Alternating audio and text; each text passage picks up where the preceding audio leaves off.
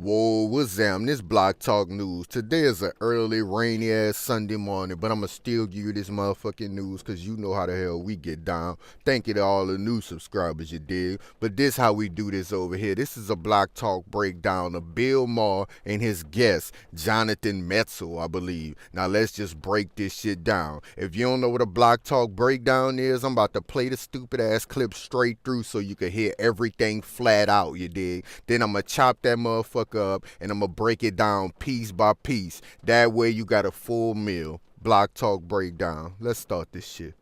My bad, we can't just play that shit straight through. Thanks to that copyright bullshit and people starting to subscribe and look at my shit, we gon' chop this bitch down by seconds, you dig? Let's play the first clip. Going through the South where I live and tracking the story of basically what happens if you live in a state that, for example, blocks healthcare reform, that lets anybody and everyone buy a gun. Medicaid expansion. Medicaid expansion, blocking the Save expansion. many lives and, Huge tax cuts that end up undercutting roads, bridges, and schools. And what I found was, on one hand, that gave many people the sensation of winning, but when I looked at it from a medical angle and from a data angle, those policies themselves ended up being as dangerous to people, and particularly working class white people, as asbestos or secondhand smoke or not wearing seatbelts in cars. They were literally contributing to a shortened lifespan. and guns. Now, do anybody hear what the hell that boy just said? He basically said by everybody being on a level playing goddamn field, it's contributing to us dying, goddamn it. He said if y'all sitting up there giving them this good ass health care through Obama, y'all sitting up there giving everybody a goddamn gun, you want that sensation of winning, goddamn it, but you contributing to the death of white males, goddamn it. You fucking up. We can't keep giving everybody everything because we not winning by feeling liberal and happy and this, that, and the third. Play the next clip. To a shortened lifespan. And guns, too, right? I mean, when the gun laws are lax, aren't there more white suicides? I mean, that was one of the more surprising things. I spent a lot of time in Missouri and really painful, powerful, I would go to NRA meetings. I sat in on support group meetings for people who lost loved ones for suicide. There's nothing more painful and more sad. But the issue that I found was when you make the gun laws very lax in a particular state, it seems like it's just about, letting people conceal carry or open carry, all these kind of things. But there's this filter down effect in which all other kinds of shootings become more prominent. So there were more accidental shootings, more partner shootings, more police shootings. But the real shootings that skyrocketed were deaths of white men, basically. White men were about two-thirds of the deaths. Right. White men commit suicide. Now, y'all already heard the quick assist by Bill Maher, you dig? The quick toss-off right quick. I guess he curried with it. He was like, and guns, quickly, like throwing your boy the cake. Man, hit on them guns. Tell him that. Tell him that's what it is. But anyway, after old boy Jonathan Metzl tried to harp on our emotions and shit, he got down to the bottom of it. And how did he do that, y'all? What did he say?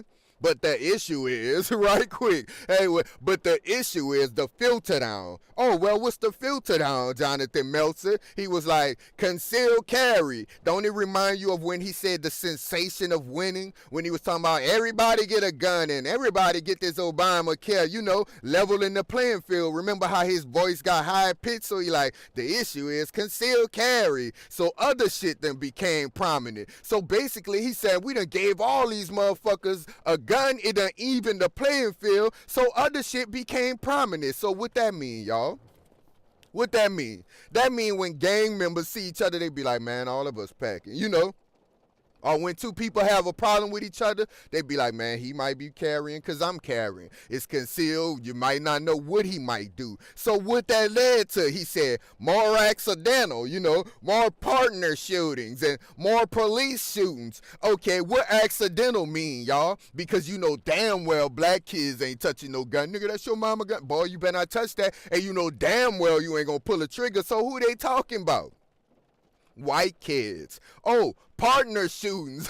That bring us to a previous video, right? Partner shootings. Eminem. I would have shot him in them boat is my life. I'd like to welcome y'all to the Eminem show. We know who the fuck killed their partners, don't we? Yeah, white males it seems. And then what else he said? Police shootings. And on the contrary to popular belief, goddammit, white males lead in shooting the goddamn cops, y'all. But let's continue with another clip. Yeah, we breaking this shit all the way down today. Let's go.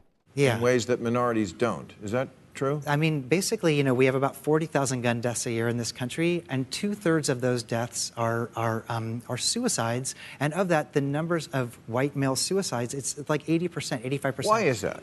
Why do white men kill themselves? I've spent a lot of time. Other men yeah. don't.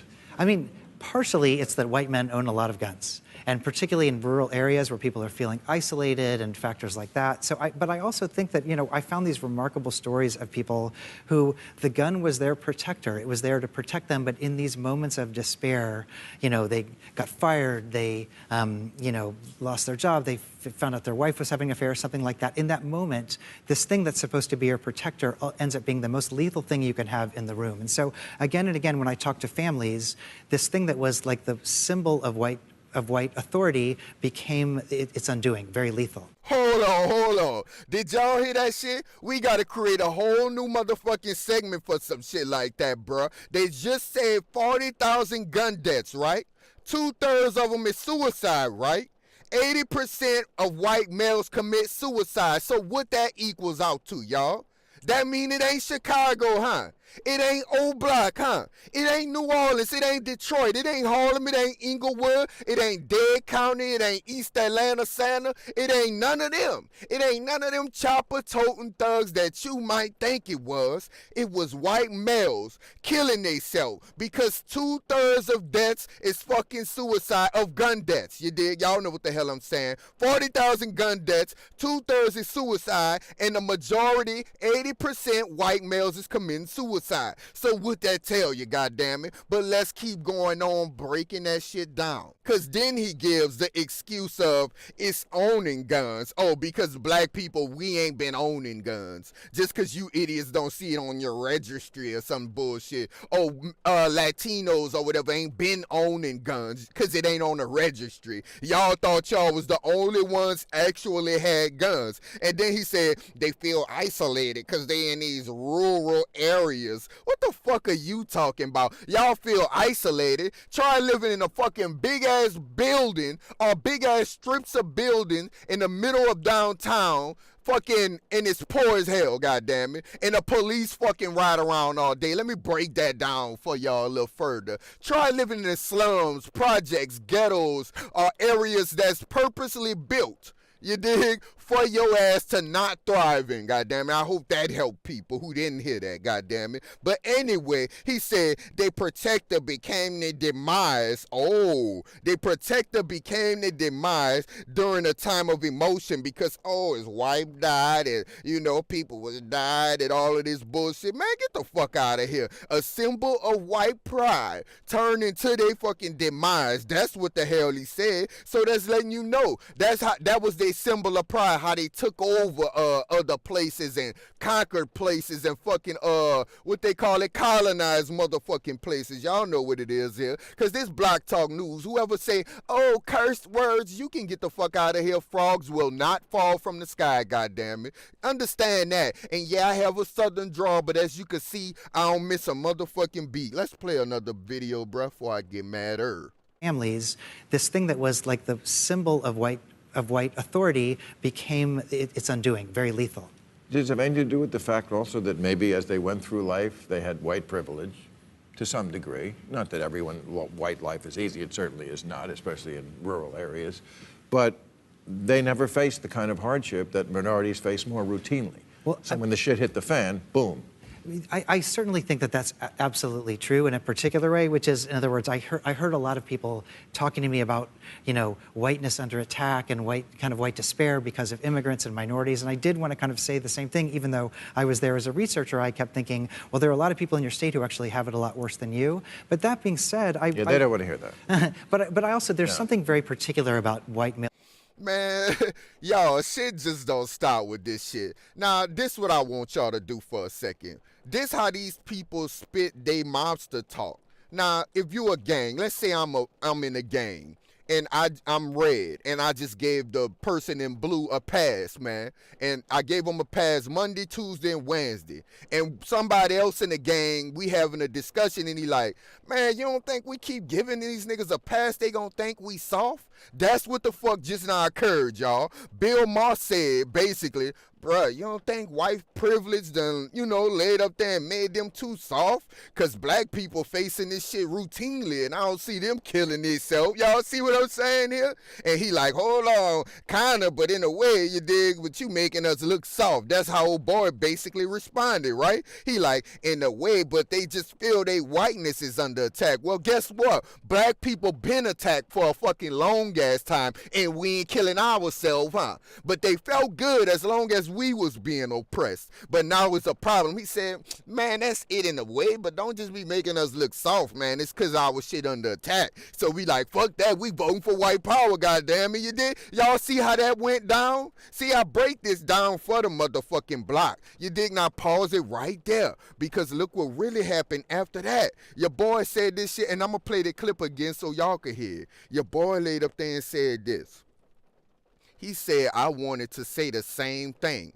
See, when he said they felt like their whiteness was being attacked, after that he quickly said, and I wanted to say the same thing. But as a researcher, he had to say, oh, other people in the county and shit got it worse. I'm going to play that part again for y'all because, as a researcher, he know he couldn't just sit up there and lie because it ain't the truth that you motherfuckers got it worse than blacks. He said he wanted to say that, you did, but he knew he couldn't because he a researcher and he know that blacks got it worse, goddamn it. And look what Bill Maher quickly said. Oh, and they don't want to hear that. Hell nah. He quickly was letting you know, nigga, I don't want to hear that. That's what that really meant. I don't want to hear that. Now y'all listen to it after hearing me break that shit down. Families, this thing that was like the symbol of white authority became its undoing, very lethal. Does it have anything to do with the fact also that maybe as they went through life, they had white privilege? To some degree. Not that white life is easy, it certainly is not, especially in rural areas, but they never faced the kind of hardship that minorities face more routinely. Well, so when the shit hit the fan, boom. I certainly think that that's absolutely true in a particular way, which is, in other words, I heard a lot of people talking to me about, whiteness under attack and white despair because of immigrants and minorities. And I did want to kind of say the same thing, even though I was there as a researcher. I kept thinking, well, there are a lot of people in your state who actually have it a lot worse than you. But that being said, they don't want to hear that. but I also, there's something very particular about white male. Exactly. Give me another clip. Side, which is that on one hand, it's incredibly prevalent and prominent. And on the other hand, there's this huge knowledge gap. Nobody talks about it. If you listen to the NRA, for example, they say you need guns because of carjackers and gangbangers and all these kind of things. And even researchers like myself, there's a huge gap in knowledge because there's been a federal ban on gun research. And so we don't even know, I mean, many white Americans own guns. What predicts which one's going to turn the gun on themselves? And the honest answer, if anybody tells you this, the honest answer is we don't know. But it's not the government's job to prevent suicide, is it? Well, I mean, the issue again... Some people, you have to take some of course, personal responsibility. Despondency can't also be part of the portfolio of the federal government. Yeah, guns is an interesting case about that, right? Because there's this long history of gun ownership and people are very proud of it.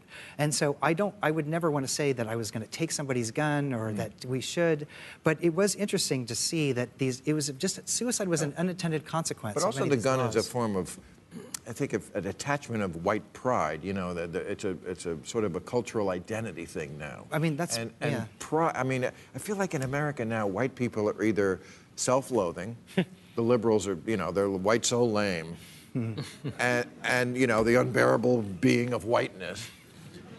And then, and the Trump people are the opposite. Yeah. They actually think reverse racism is a worse problem.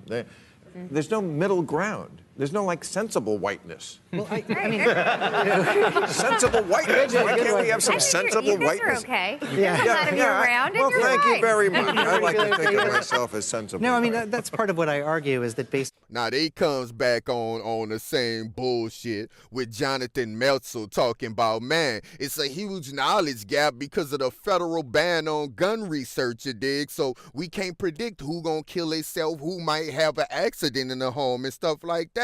And Bill Maher like, man, y'all gotta take responsibility though. And he was like, well, people attach a lot of pride to these guns. And Bill Maher comes back at him like, well, dog, look, if y'all ain't gonna let us take the guns, you take Texans and over my cold dead hands, over my cold dead body. If they ain't gonna let us take the guns, you dig, they got to be more responsible, because it's not the government job to be fucking a suicide prevention hotline. You understand what I'm saying? Because you know he wasn't talking about us when he said they ain't gonna let us take the guns, because the way Bill Maher came off, he was like, bruh, basically, we gotta give the niggas guns and Latinos because we don't want to appear that blatantly fucking racist. We gotta still appear to be the land of the free and all that old bullshit that don't mean nothing, you dig? And then Bill Maher comes back, well, damn, bruh, the Democrats, bruh, we just be walking around self-loading and hating ourselves because these black people so cool and they setting trends and we not cool, you know?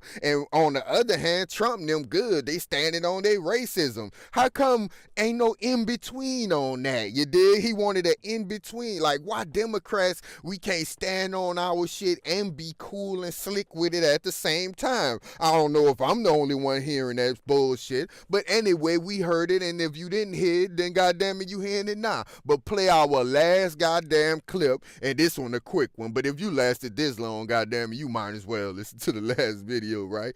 All right, play the goddamn video. We gonna murder the last clip, and we out of this motherfucker. That's right. Don't tell me that. I have my own rights to choose my own way of dying here. It's also not accurate that every single Trump voter has stayed with Trump. I mean, there was actually a significant movement of voters between 2016 and 2018. Now, a lot of them were women, but Trump won, for example, white working class women, 61-34 against Hillary. In the Midwest, they went 50-50 for Democrats in Congress and for governor. There are groups that move with information. Donald Trump won Iowa by 10 points. Democrats elected 3 members of Congress, and actually a majority of the state went for Democrats in 2018. And a lot of it might not be the farmers, but it was definitely the farmers' wives. But who are like, you know, this is pretty bad. What you guys are doing, not so great. And the farmers' daughters, right? Yeah. Okay, but if I can get back to my theme of let's have the Democrats try to win one next time. Oh, shit. She just said they dirty little secret. I know they was mad, y'all, and I know y'all heard it. 61% to 34% voted for Donald Trump. No matter how much they want to say, oh, black women didn't show up and show out, you know, the little slogan, or how much they want to say, lazy, good for nothing black men, we know they wasn't going to reach the polls, or it was raining that day, so the niggas didn't get out. No matter how much enthusiasm even that they won't have to think that the shift in Iowa, the fucking Iowa farmers women, oh, it's a big shift about to happen. Them Iowa farmer women, they was like, you guys are messing up. So don't worry, white men. We're going to bail you out. We're going to shift. We're going to leave from Donald Trump. Yeah, keep that enthusiasm, because guess what? I'm going to remember it when I'm walking around telling people don't vote. And black people, whatever celebrity you see walking around saying vote or die, or Democrat this, or black girls rock, we'll just cater to you. Can you vote, please? I will be exposing that shit, because they are fucking agents. Now, look how Bill Maher ended it, you dig? But let's get back to the Democrats winning. Now, what did we learn today, y'all? This shit is all about the Democrats winning, not about black men winning or black women, no matter how much they keep trying to divide us. On YouTube, they try to divide black men and women through conscious and non-conscious figureheads, you dig? And in the political aspect, don't put that shit, don't think they ain't in YouTube. Don't think they ain't paying some of these women to keep us hating each other. Don't think they ain't paying some of these men to keep hating these women and looking down on women. Don't think that shit ain't happen. But what did we learn today, class, in our propaganda 101? And that's that Democrats don't give a fuck about black people either, goddammit. And they'll use anything they can to win some goddamn election, except actually doing something for a nigga. Once again, y'all holler at me.